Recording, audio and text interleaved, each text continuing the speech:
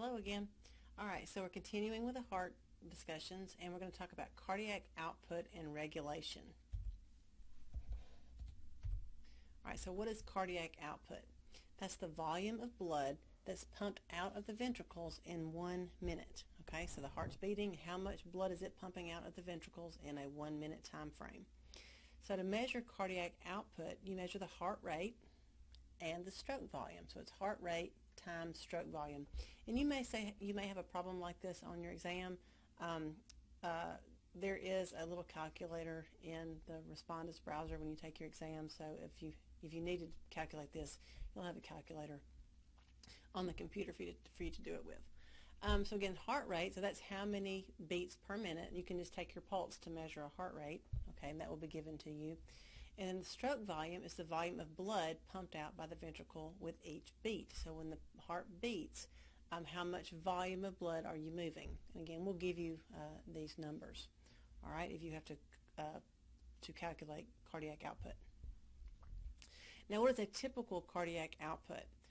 Typical at rest in a normal adult, the heart, we have learned, beats about 75 beats a minute, okay? And a normal stroke volume is around 70 mLs per beat. So a normal cardiac output would be about 5.25 liters per minute. All right. If you haven't done some algebra in a long time, the way I came up with liters per minute, so cardiac output is in milliliters per minute, heart rate is in beats per minute, and stroke volume is in milliliters per beat. Well, your beats cross out, okay, so that leaves you with milliliters over minutes, okay. Well, 5 liters is 5,000 milliliters, so all I've done is convert milliliters to liters. So hopefully you guys know how to do conversions. If you don't, shoot me an email, and that way I can make sure you understand how to do that. So a normal cardiac output is about 5.25 liters a minute. Your maximal cardiac output in a normal non-athletic person, so you're trying to get your heart rate up, and so your heart's beating faster, maybe you're exercising and your heart's beating faster and harder, your maximal cardiac output is about 4 or 5 times, so maybe 20 liters per minute. But if you're a trained athlete and you're conditioned, you can actually get that cardiac output up to about 35 liters per minute, which is an enormous amount of blood that you're pumping through your heart in a minute. So that's why these trained athletes can run so fast, run so far, because they're conditioned. Cardiac reserve is the difference between resting and maximal heart rate, or maximal cardiac output. So a athlete would have a larger cardiac reserve than, say, a non-athlete. So if we want to change cardiac output, okay, how can we increase cardiac output? Well, if cardiac output is heart rate times stroke volume, if we increase either one of these numbers, the multiplication, if you increase your heart rate and you don't change your stroke volume, the cardiac output will go up. If you increase your stroke volume but the heart rate stays the same, cardiac output will go up. If you increase both, heart rate and stroke volume, cardiac output will go up. So what we want to do is figure out what we can do to cause stroke volume to go up and what can we do to cause heart rate to go up. How can we increase the overall cardiac output? Well, stroke volume is a formula in and of its own, and so the way you figure out stroke volume, it's the end diastolic volume minus the end systolic volume. So remember when we talked about the cardiac cycle, and we talked about how when the heart beats, there's blood in the ventricles, and there's always a little bit left. So the end diastolic volume, so systole over diastole. So systole is contraction or relaxation. Systole is contraction.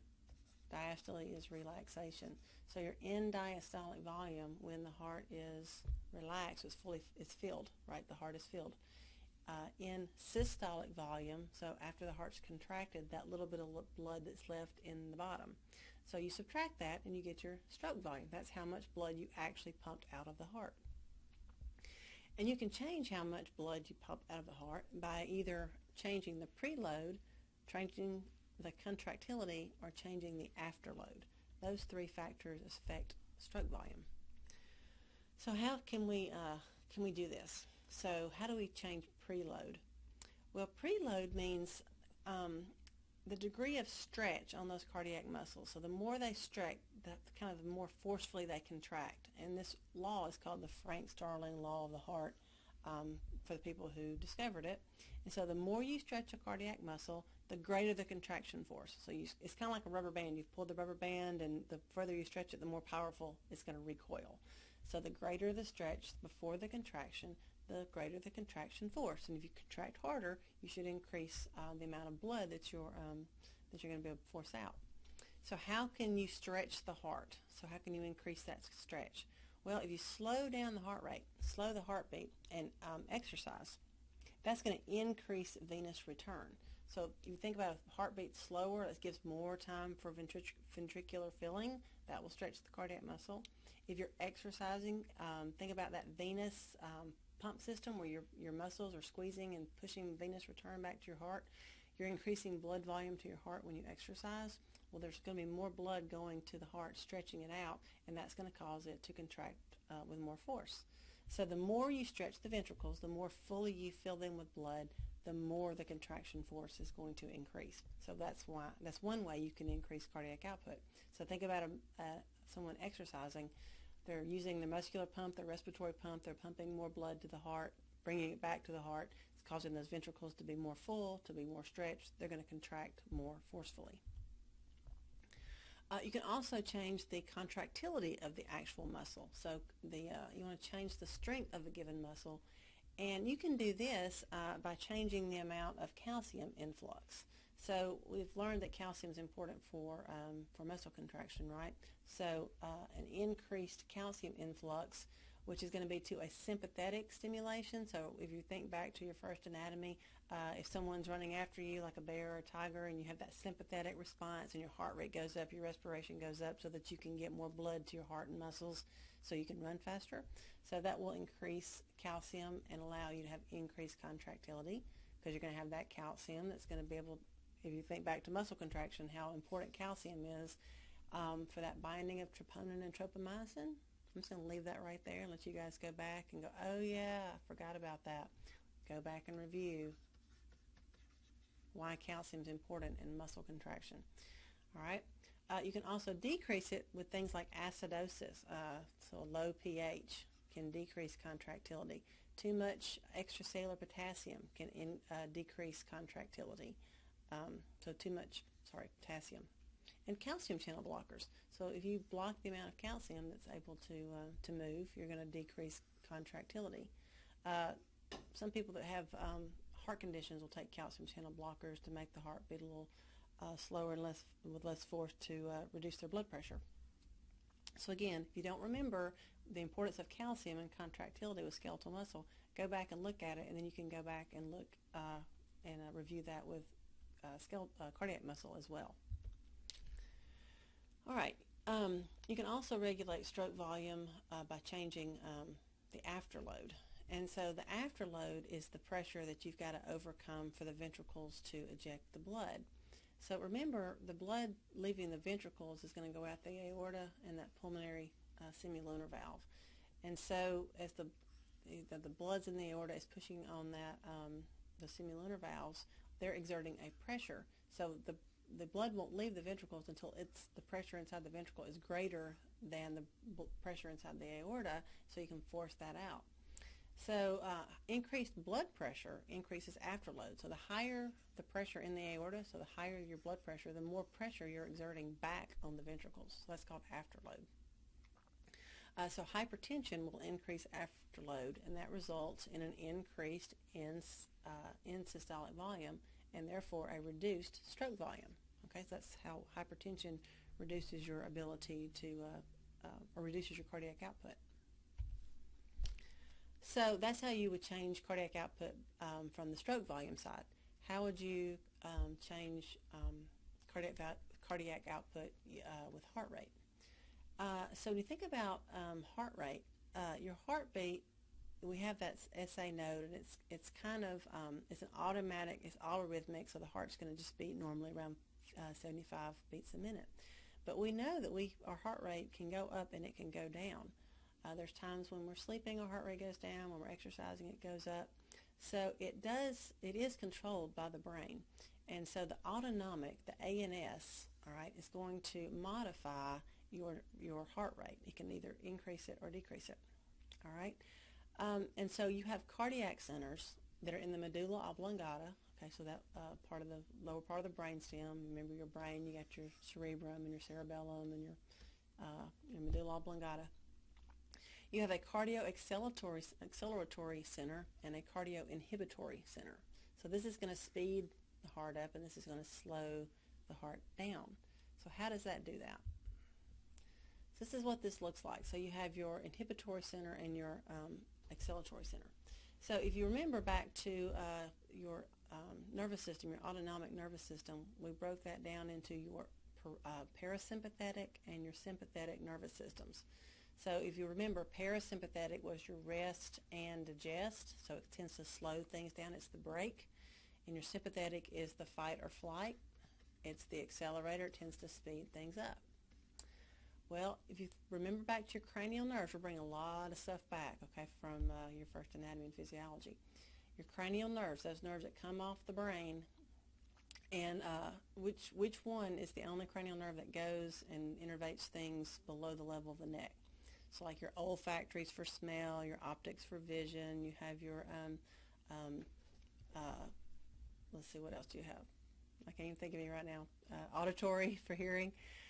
So which one goes below the level of the neck? Cranial nerve 10, the vagus nerve, and it's the parasympathetic nerve. And so it is going to go, it's a, let's see which one, parasympathetic is, yeah, this one. It's going to go, and it's going to innervate the SA node and the AV node, okay? And so it's going to decrease, let's see where my, yeah, here we go. Here's my arrow. The vagus nerve is going to decrease heart rate by inhibiting the SA node and AV node and causing them to fire slower. So the heart rate will go down. So without the vagus nerve, the heart rate will beat at a certain rate. The vagus nerve will send innervation to those two nodes and slow the heart rate down. So how does the sympathetic nervous system speed up the heart? Well, it's from the acceleratory center, and so the sympathetic nervous system runs down the peripheral nerves, down the spinal nerve. So you have a sympathetic nerve. You have your signal is going to come down your spinal cord and go out to what's called the sympathetic trunk. And we really didn't talk a whole lot about that in A&P, but you have a sympathetic, kind of a separate set of nerves for the sympathetic system. And so it's going to then go out and innervate, again, the SA node and the AV node, but also it physically innervates those cardiac muscles. Okay, so not only does it speed up the SA node and speed up the AV node, it innervates those cardiac muscles and causes them to contract. So parasympathetic slows it down, sympathetic speeds it up. So when would you expect this to happen? All right, so sympathetic, fight or flight. So these are emotional or physical stressors. Okay, so emotional, you're scared, angry, anxious. Physical stressors, exercise, running, things like that, physical. And so the neurotransmitter is norepinephrine.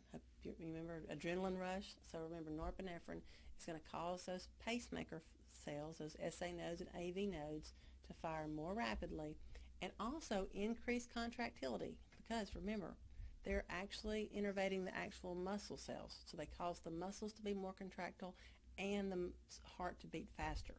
Okay, so that increases heart rate. The parasympathetic nervous system does the opposite, and it uses acetylcholine. So again, we're throwing it back to the first anatomy. So your parasympathetic is using acetylcholine, and it's going to hyperpolarize those cells, those pacemaker cells. So remember, an action potential. You have that hyperpolarization. Well, when you're in that hyperpolarized state, that kind of prevents another action potential from being thrown.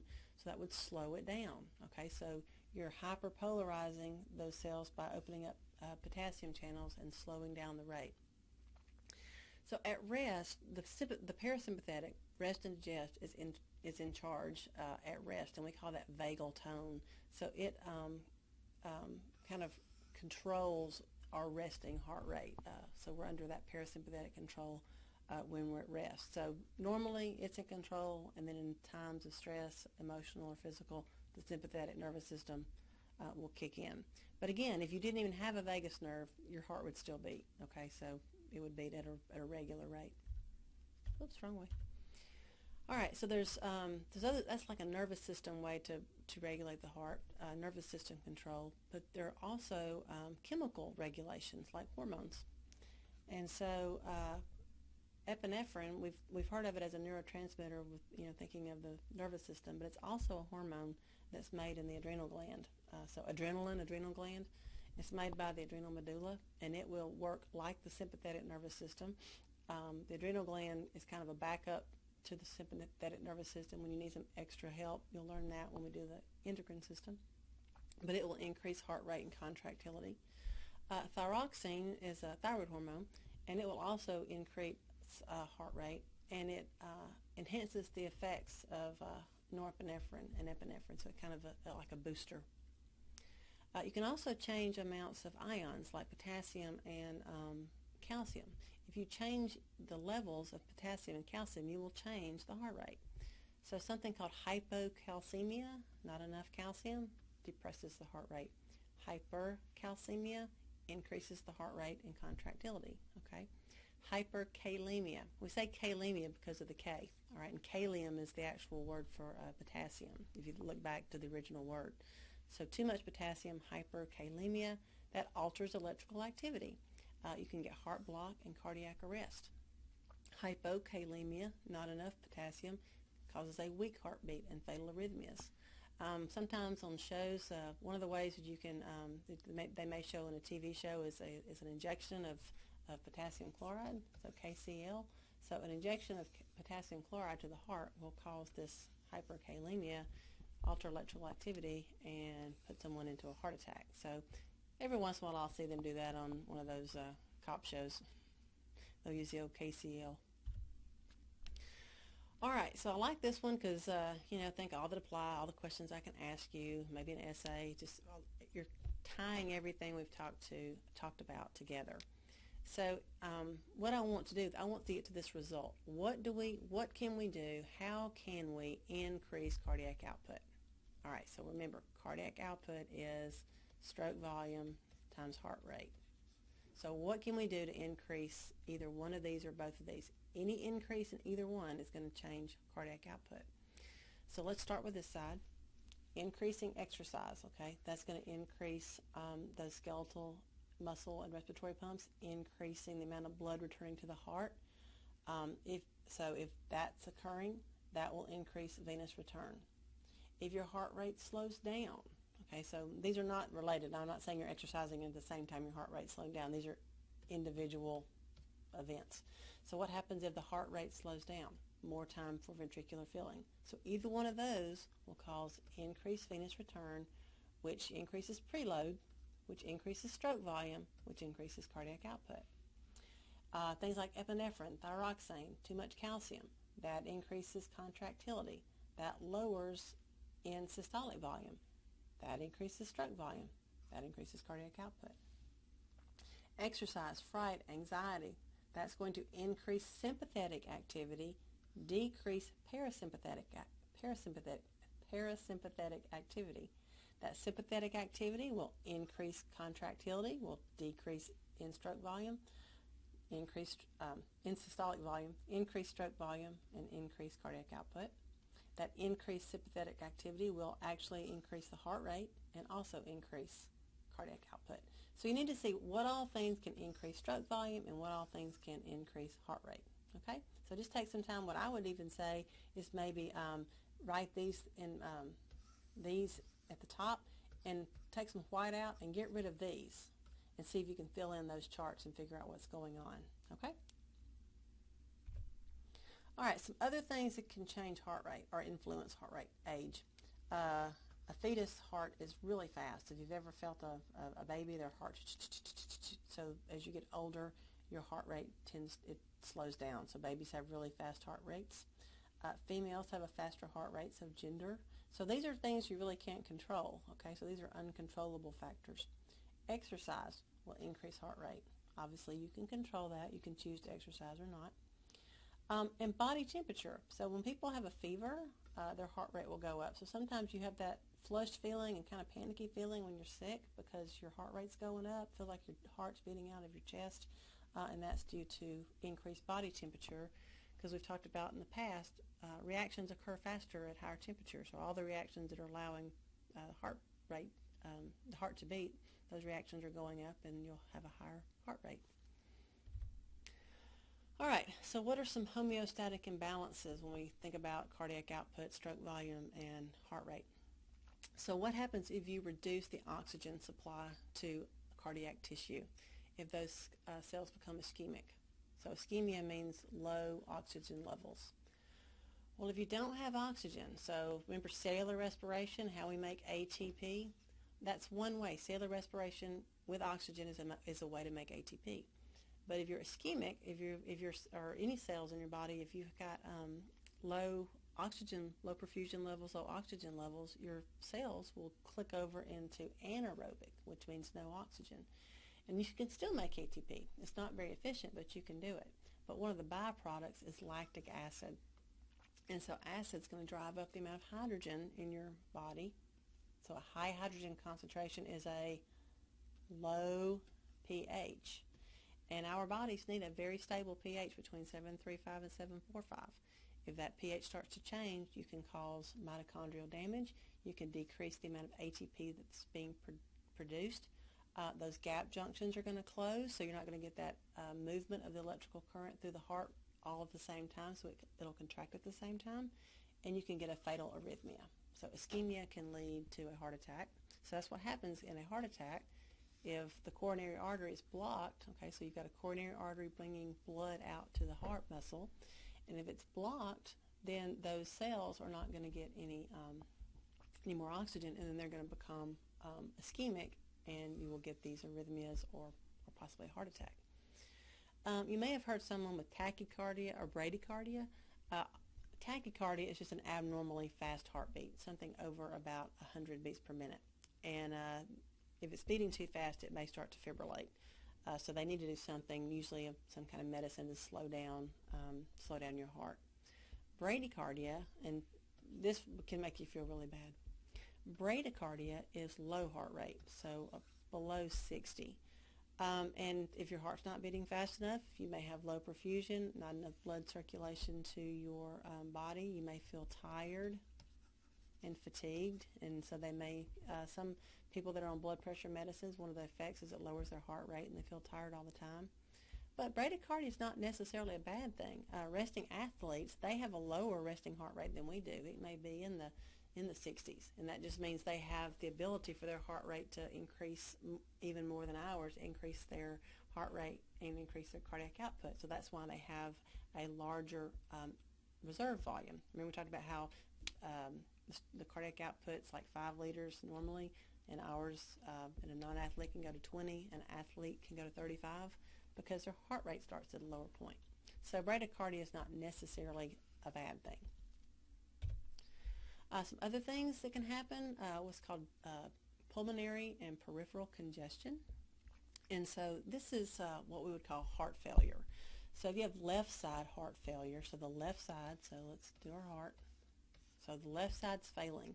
So if the left side is failing, so this left ventricle is not pumping like it should, then blood is going to start to back up into the lungs. So we call that pulmonary congestion.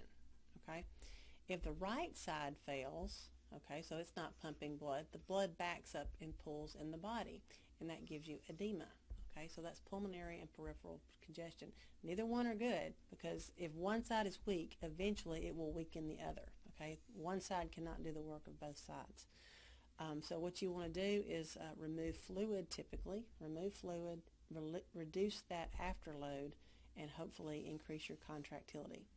So those can happen, people with pulmonary and peripheral congestion. And then congestive heart failure. This is CHF, is very common. We hear about this all the time.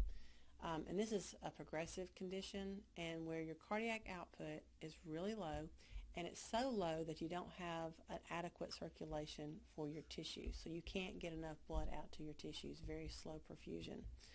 And there's some common causes for CHF. CHF is more the result of these causes. Okay, so you've got one of these, and you're going to get CHF as a result. The common cause is coronary atherosclerosis, hardening of the arteries. So this is a normal coronary artery, and someone that has atherosclerosis, they've got these plaques build up, and eventually it's filled up so much you get a clot, and so that's going to cause a heart attack eventually. But as it's narrowing and narrowing, you're going to get less and less perfusion of the heart, and you're not going to get, it's not going to pump as effectively. So congestive heart failure. Persistent high blood pressure makes the heart work harder, so eventually it weakens. So you don't need to go with blood pressure untreated. It'll weaken the heart eventually. Multiple heart attacks or myocardial infarcts will weaken the heart. More muscle is probably damaged or dead. And a cardiomyopathy. And so this is something irregular about the heart. There's different types of cardiomyopathies.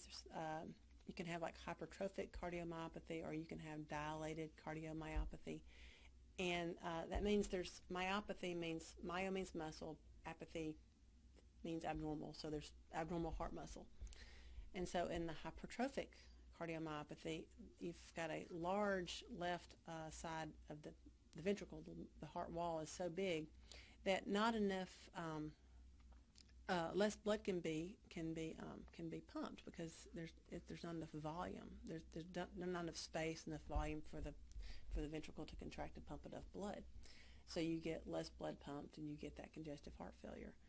In a dilated cardiomyopathy, actually it looks like a lot larger space and you would think a lot larger volume, but the muscle is weakened and it's just physically not strong enough. So you have a very weak left ventricle. So those are cardiomyopathies. So again, these are going to be the causes of congestive heart failure. Okay? All right, well that's it for today, and I will see you in another video. Thanks again for watching.